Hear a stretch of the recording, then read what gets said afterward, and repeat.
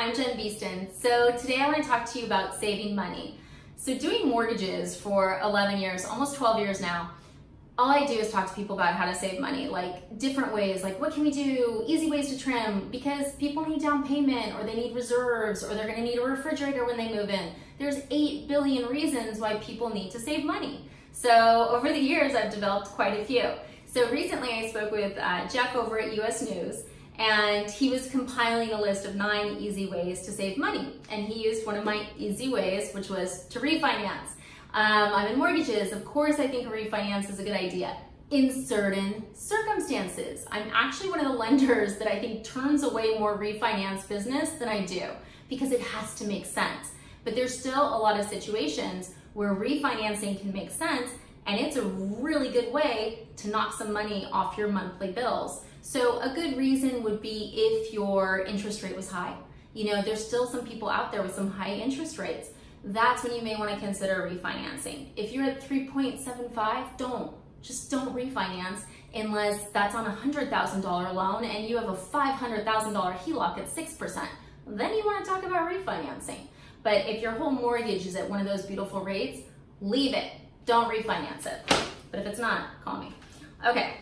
Anyways, so I put together a list of 10 ways to save money in 2019 on my own as well. So I'll have a link to the US News article, and I'll also have a link to an article I wrote. So you'll have all these different ways. You'll have 18 ways since I have the same tip twice.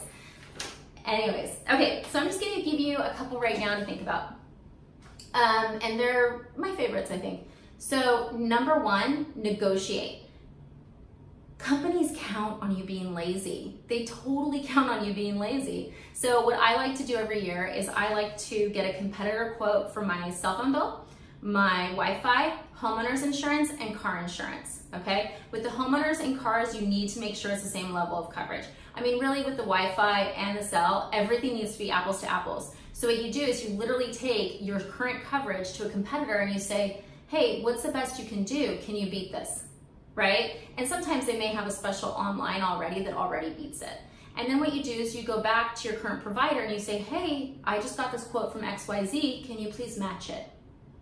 And a lot of the times they will match it. They want to keep your business. They just don't want to send you notes in the mail giving you money. So they're, you know, it's, if you don't ask, you don't get.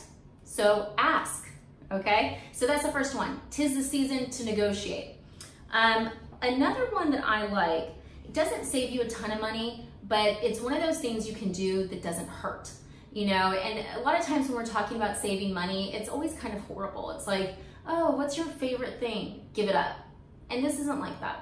So, TV, what do you have? Do you have Prime TV, Hulu, Netflix, cable, HBO, and Showtime?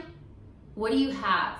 Look at all the different subscriptions you have, and then think about what you use. So for instance, we had a subscription to like Crunchyroll TV or something like that because my son used to be into anime. He hasn't looked at anime in 2 years, but we were still paying it because I had never gone through it and gone, oh my God, I'm paying $5 a month for anime?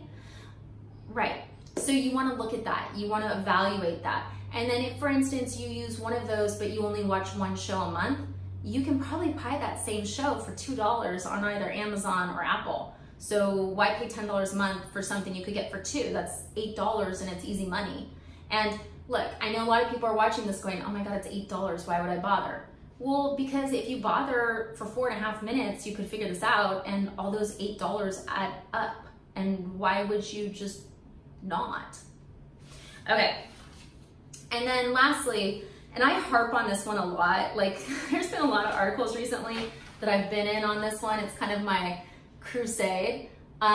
Stop paying bank fees. Seriously. So there's this misconception that you have to be rich to not pay bank fees, and it's so wrong. That's like what's been bred into people. They're like, well, I only have a couple $100. I have to pay monthly checking fees. No, you don't. No, you don't. There are some great banks out there. No monthly fee, regardless of how much you have in it. No ATM fee, regardless of what ATM you use. No foreign transaction fees. I mean, there's some great banks. I'm a huge Schwab fan, huge, because of this. You know, they have an account where all of that is true. you know, and more people need to know. And there's a couple other banks doing this as well. But the concept, you know, of someone taking $20 out of an ATM and paying $3 to their bank to take out that $20 and $2 to the ATM to take out that $20, you're paying $5 to take out $20. That's crazy.